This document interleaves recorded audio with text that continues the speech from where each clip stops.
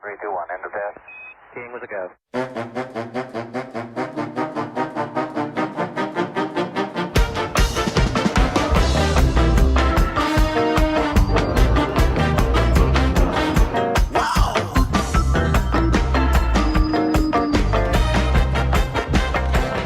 Well, hello there, and welcome to another edition of Warbird Wednesday. My name is Fred Bell. I am the Vice Chairman of the Palm Springs Air Museum, and welcome back to another Warbird Wednesday.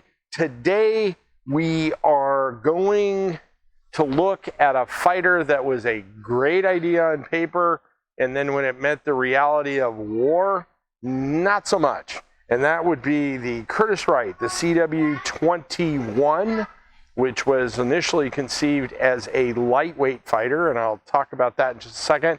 But first, Jason is obsessed with these bucket hats. I have another one, and this one is a very interesting, it's like color. The kids will love that. We will donate that to the education program. Good catch. Let's talk about the bucket hat. I'd avoid it. Now, I'm gonna go ahead and get a better known product, the P40, which came after the CW21 or the Model 21.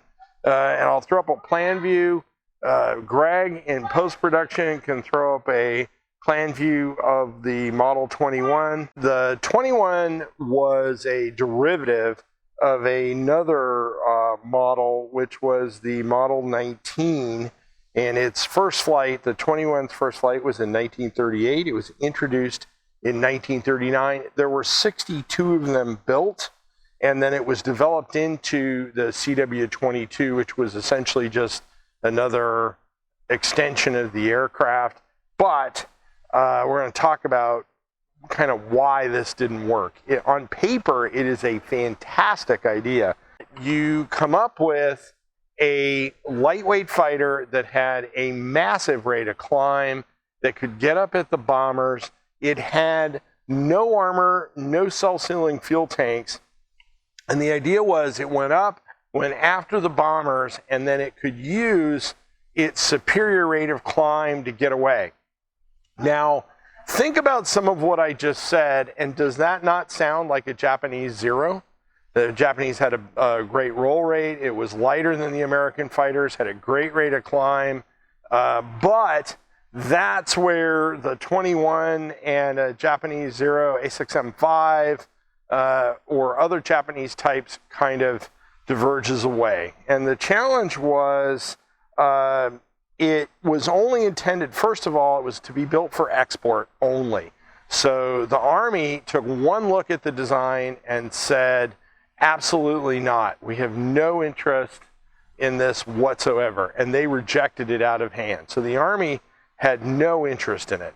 The two folks that ultimately had interest were the Dutch and the Chinese, and we'll talk about that, and a little bit of the American volunteer group, the guys that were flying ultimately P-40s in China, and we'll talk about the differences there and really the contrast between the concept of the 21 and then really what worked out with the P-40. Completely different thought process. So as I said, it was intended for export. The Chinese thought it was fantastic. They're embroiled in the war with Imperial Japan. They need fighters. They're getting the heck bombed out of them, and they wanted something that could kind of intervene with the Japanese onslaught. Now the challenge was, and this is going to become evident later when this aircraft was deployed,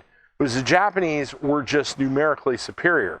And so when you were deploying against Japanese attacks, right, either China or as the Japanese expanded across the Pacific with a Japanese naval air arm, the Japanese always provided extensive fighter cover. So the Americans that were going up in, let's say, Brewster Buffaloes, or in some cases the 21, or other inferior aircraft, were just completely being outmatched. And the other thing was the Allies had not perfected cohesion in their fighter tactics. The Japanese have been flying for a long time. They had cohesion with their air arms, both bombers and fighters. And so when the Japanese attacked, and you can argue with me in the comments on this, but the Japanese fighter escort was more like what in the Battle of Britain a British, big wing would look like. In other words, you'd have various squadrons that would meld into this one attacking force, and the Japanese escort or offensive attacks against the Allies early in the war in anywhere in the Far East were looking a lot like that. So they were with inferior machines, the Allies, inferior machines, inferior tactics, and ultimately they were poorly led, and that just congealed into big losses for the Allies across the board, and one reason why the Japanese basically just wiped them out. And with that, I'm going to pause, and I'm going to go ahead and put this P-40 back on its stand, and I'm going to do a kind of unusual salute, and that is the salute to the Chinese pilots that were flying early in the war against the Japanese and in Imperial Japan. The challenges for them were immense, and I'm going to do that with Americana orange cream, vintage and delicious, handcrafted. How do you have a handcrafted soda? Do you have any idea with that? Maybe somebody can help me. It does have a California refund, so Jason is covering me here that I'm not going to get botulism. I have a fairly low chance of dying from some of these sodas. Greg, I'm talking to you, man. You're the guy who used to drive out into Mojave and empty the back rooms of some rarely seen convenience store with 10-year-old sodas.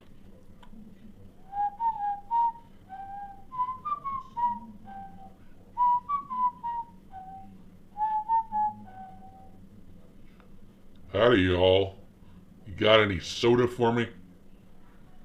Jason is not quite as frivolous with my help, but today what we're going to talk about is the Chinese pilots. And the Chinese pilots, you have to take your hat off to them against fighting in Japan. They were generally flying inferior aircraft, and they were, and I'm going to say generally, make some broad, they were almost always outnumbered, yet they went up, and they unfortunately died in large numbers.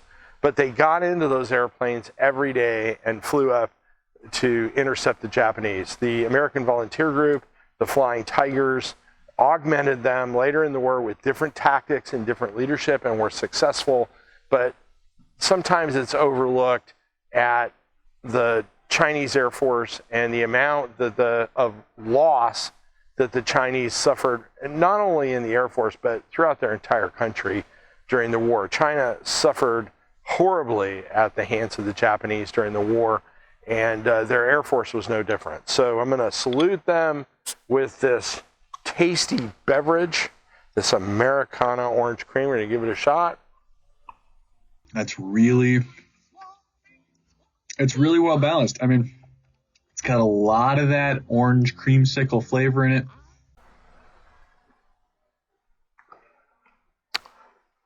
You're slipping.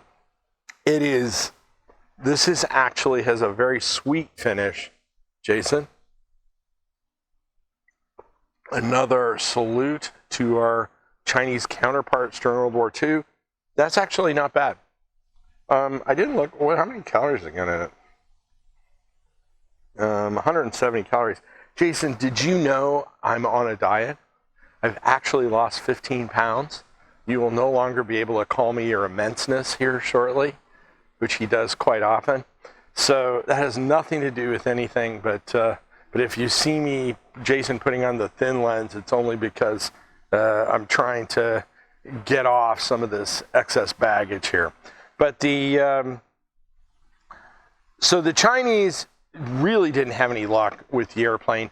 This is an unusual aircraft in that the Curtiss test pilot actually flew the airplane in combat. The pilot was Bob Fossel, and he actually claimed a victory. if you can believe that or not. So they flew it in combat. The Chinese went crazy for it, but they were never able to implement the aircraft in combat. So the last hurrah for this one is that the Dutch ordered it, and the Dutch tried to field it as well. They actually did try to do what I talked about, some of the big wing and the larger form-up tactics, but they were just numerically inferior to the Japanese, who at that time had complete air superiority, and all of the rest of these aircraft were either lost on the ground, some of them were captured by the Japanese, where I've seen pictures of at least a couple of them in Japanese markings, or they were lost in combat. The Type, although it was a fantastic idea, the Type never saw the benefit of what the concept was. Again, that really high rate of climb, get in, hit, and run and get out of there. Do not stay and fight. It did not work. Now, the one thing I will talk about, and we talked about at the beginning, was the complete juxtaposition of American combat tactics after the initial fight with the Japanese, which was, and I'm talking about in the Pacific, do not dogfight with a Zero, get up high, drop on the Japanese, build up your speed, zoom attack, go back up, and do it again. Do not dogfight with the Japanese. Do not get involved in a rolling fight with them because the Zero, you're at the Zero's strength. Both climbing and rolling, you're in real trouble if you're in an early Spit or a P-40 or a Brewster Buffalo or anything like that. You just should not do that. A Wildcat. That was how American fighter tactics evolved until you started seeing better types enter service. P-38,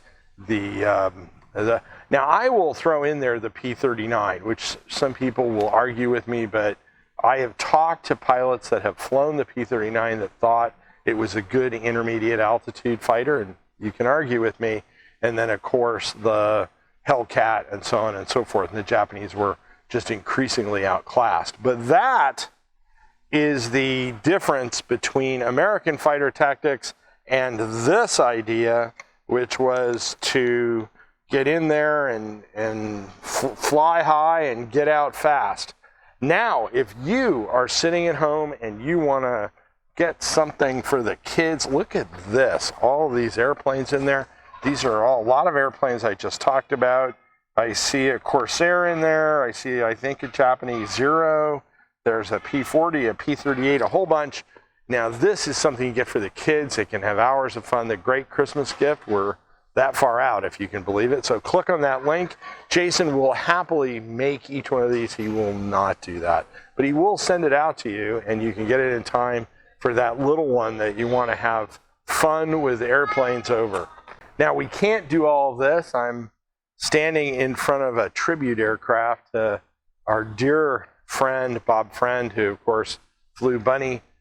We can't do all of this without your help and without a few bucks. So click on that link in the description and give us a few dollars. We can certainly use it. That's how we keep all this stuff in shape and flying. If you are teaching the kids at home and you want to do some fun stuff on the education side, the education guide links are in the description below. They are free.